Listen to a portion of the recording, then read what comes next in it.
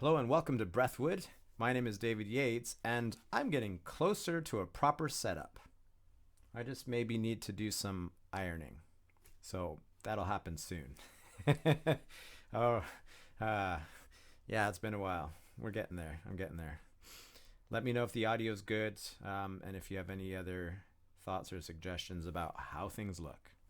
And if you want to support this whole crazy process, check the first link in the description below for Patreon, where you can support everything I do for the Didge community. Lessons, videos, depending on the level you join, you can get some cool stuff. Today, you've got the drone. Now what? That's a big question. So let's explore some things. If you're getting the drone, yes! High five, like major high fives. That's a huge hurdle. Celebrate that. That to me is the best part of Didge, the drone, that amazing sound. Are you ready for a list? Get ready for some notes. Number 1. When you practice, sometimes, at least sometimes, bounce it into a wall. Point it directly at a wall so you can hear your own tone. You want to start really listening to your tone. Listen, listen, listen. That's, I would say, 80% of the drone. Not what you do, but what you hear, which affects what you do. If you're getting a lot of breath sound,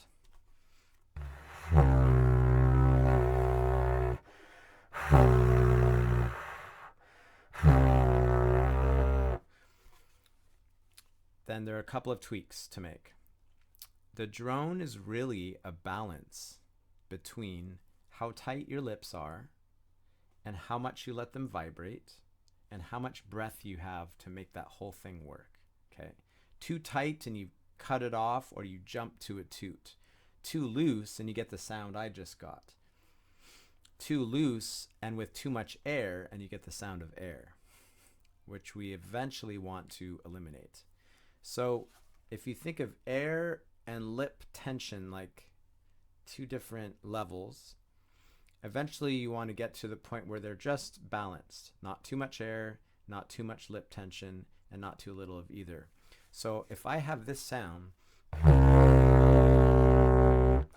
most likely what's needed is to back off on the air slightly and to tighten the lips in just a little.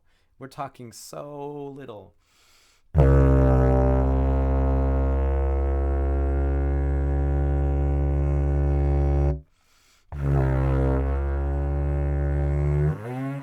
I go too tight, that's what happens.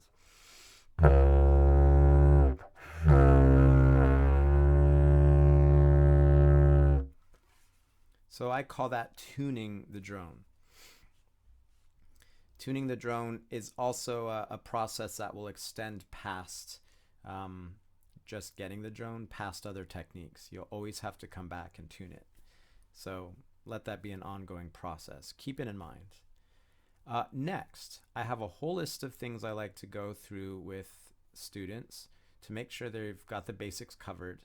And when you've just got the drone, it's a lot to take in. So it's really good to take things kind of one step at a time. Spend anything from an hour practice session to a couple weeks, really focusing on each or mixing a few together. The place I would suggest you start is a diaphragm pulse. Without the didgeridoo, you're going to go ha, ha, ha, ha. On the didge,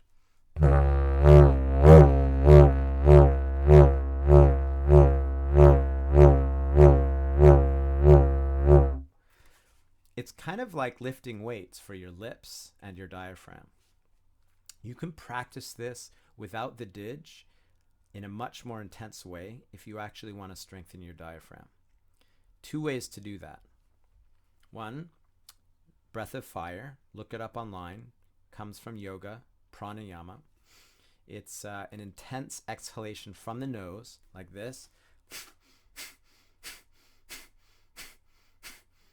Make sure you're blowing your nose. And it's a natural in-breath. You don't have to try to breathe in. Natural exhalation. I can feel my whole diaphragm pulling in. You can see my torso jump a little when I do this. Generally in a pranayama class, you might do something like 60 breaths and 3 sets. So if I go a little faster like I've done in class before, it would look like this.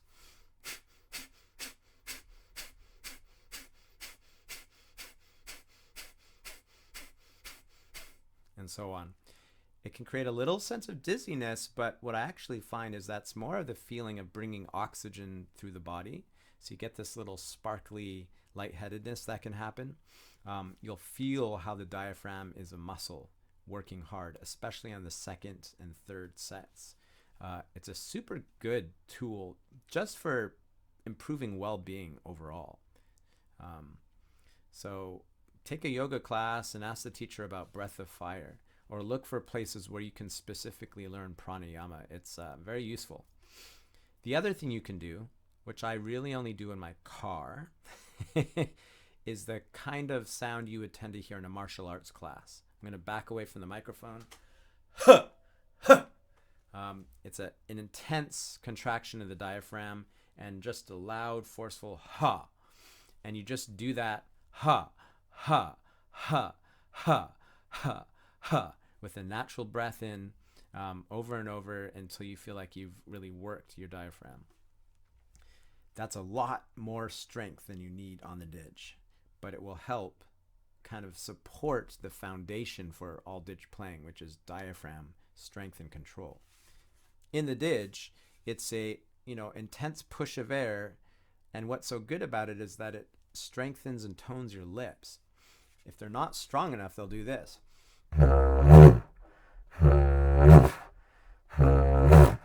Right?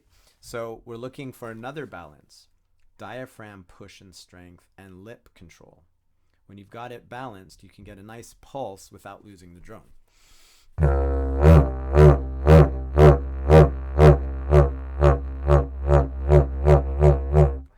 Eventually you can speed up.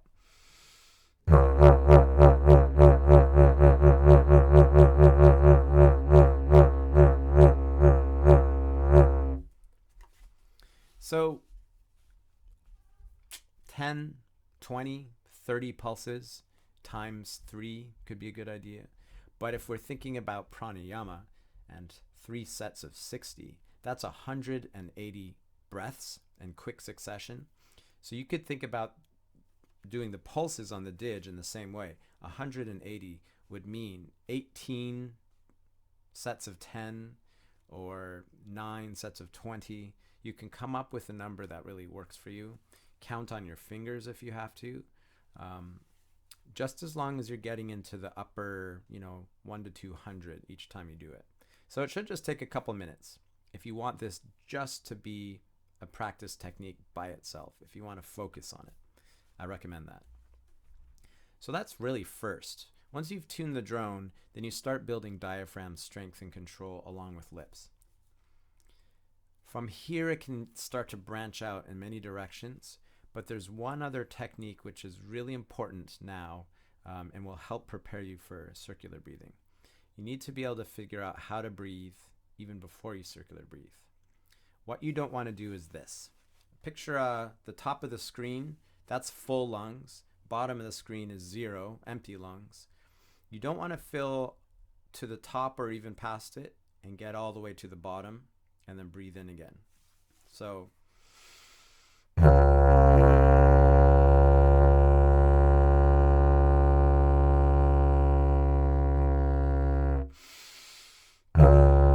okay, we want to stay up here, and if anything we want to stay just below 100%, upper quarter or third of our lungs. Okay. The other thing is that you never want to breathe in your mouth.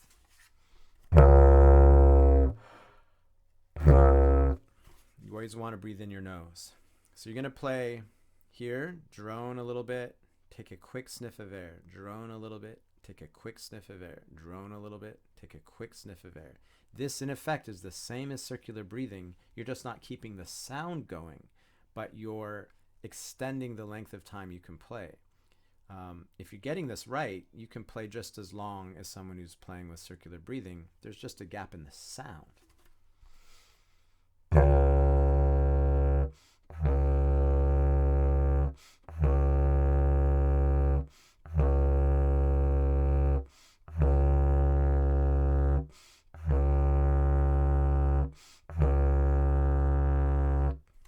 This will actually prepare you for circular breathing, because the amount of time you're taking to breathe in is really short. So you don't have to cover that gap with as much sound. And that will make sense later. From here, you can start to do a survey of all the sounds you can make behind the drone. The drone is in the lips. Everything else happens behind. So we get into vowels, consonants, harmonics, which is a form, it's a way of using the vowels. Those are really three good places to start: vowels, consonants, harmonics, and we can put them together in many ways. One simple survey for yourself is just to see if you can say the vowels in your language. So for me, it's A, E, I, O, U. Those are the letters.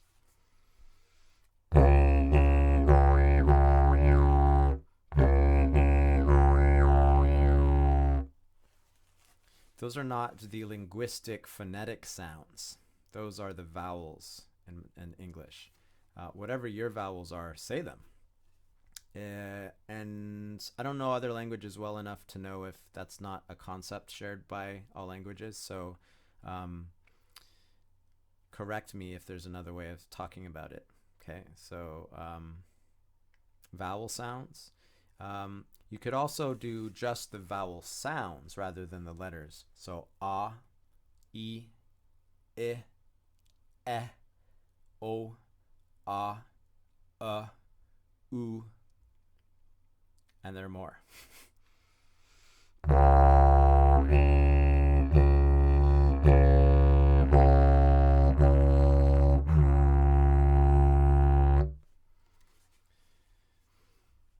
Think about your own language and what the vowel sounds are, and maybe write them down. The funny thing about English is that you get vowel sounds like I, and that's a combination of I, E. A, same thing, A.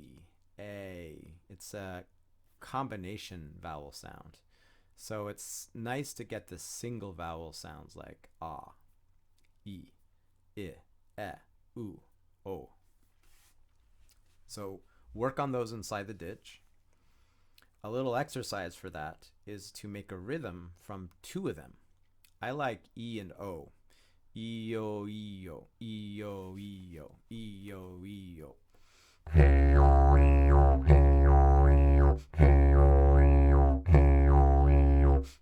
Notice I'm taking a very quick sniff in between.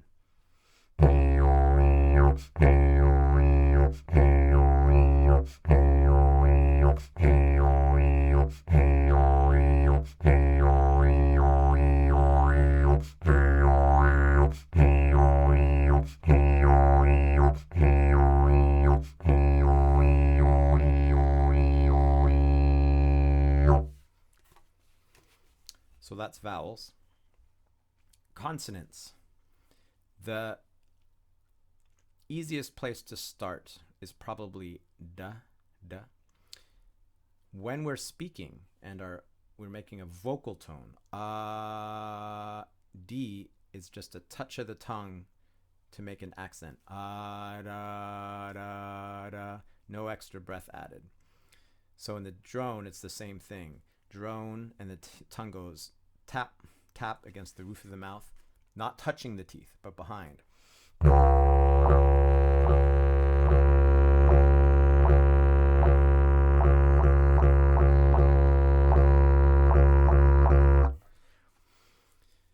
If you can think of any rhythms from your childhood or society, then that's a great thing to then try to do with da. Like, when people knock on the door, da, da, da, da, da, da, da.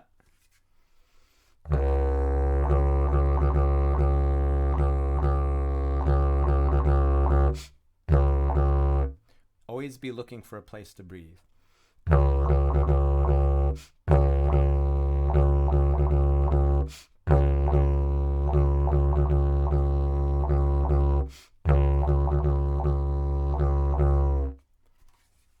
My first ever rhythm and articulation taught to me by my first teacher was do, do, do, breath, do, do, do, breath. And eventually it was do, do, get ready for a circular breath, and then squeeze and breathe. Do, do, do, breath.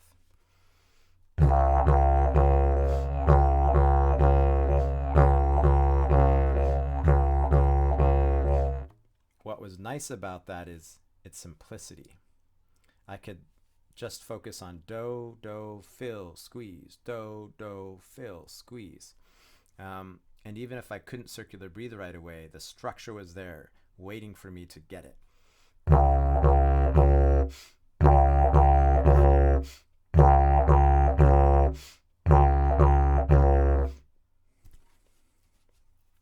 So starting with D is a great idea. Then there's G.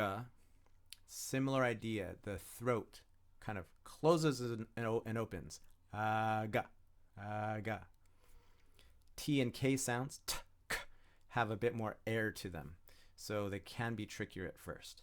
But they can be just as quick in terms of how the tongue touches the roof of the mouth or the throat opens and closes. I would start there. You don't need a lot of other consonants in the beginning.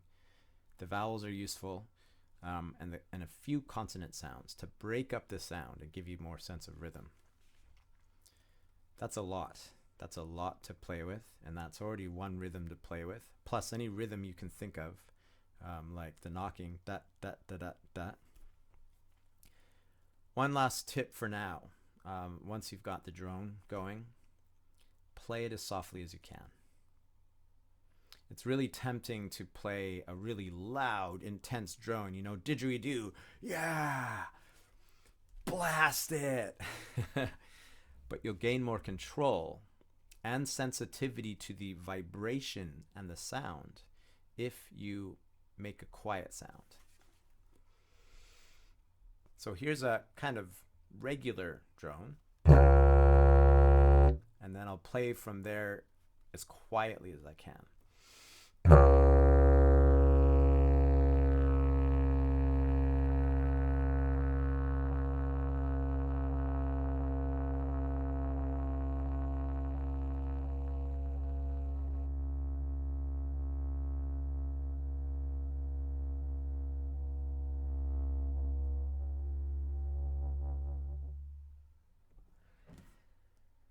Something really cool just happened. As I did that, I got so sensitive to it that I could hear and feel my heart beating in the drone. It was kind of like, oh. That was neat. So regular volume, average volume for you. Then soften, soften, soften. If you lose it, go back to regular volume, soften, soften, soften. Try to focus to right before you lose it, and then go back to that point and spend some time playing at that volume. You'll discover all kinds of weird things about your mouth and tongue and breathing and saliva and so much more. But the quieter you can play the drone, the more you'll realize it's about lip control with the breath supporting it rather than blowing hard and trying to control it, trying to hold back the breath. So that's a lot. And if you're interested in more, there are a huge number of options for you. I have a lot of videos here on YouTube about circular breathing and other techniques. So just peruse my YouTube channel for that. Make sure to click subscribe so you get new video updates. If you join my Patreon page, I'll help you along. There are a few different levels where the support I offer ranges from joining a secret Facebook group where we talk about all kinds of stuff to direct one-on-one support. Although that's limited. I'm about to take that option away so that I don't have too many people to try to schedule with. One-on-one Skype lessons are always an option as well. So there you go. A whole whole bunch of things to think about now that you've got your drone going. I'll do more like this in the future. But first, I should probably iron that sheet. I think that's probably a good idea. Thanks so much for watching. Thanks for all of your support. It means a lot to me. You guys are awesome. I really love sharing with you. So happy playing, good luck, and see you soon.